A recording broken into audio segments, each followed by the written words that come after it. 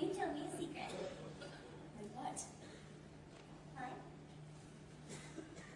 Why do you sleep with this funny little green bottle under your pillow? Give it back. Come on, tell me. Give it back! It was my mother's, that's all. That's not fair. I told you a really good one.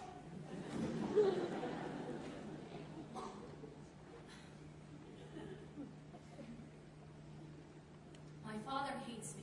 That's not the secret. The secret is he has a good reason. It's my fault. What? What is? That my sister is the way she is. See, when our mother was carrying us up, our father began to worry that the new baby might come out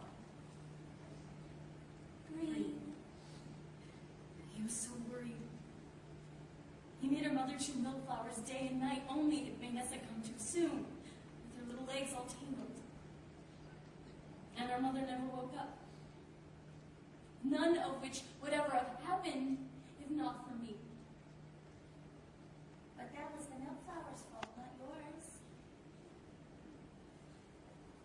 That may be your secret, Alpha, but that doesn't make it true.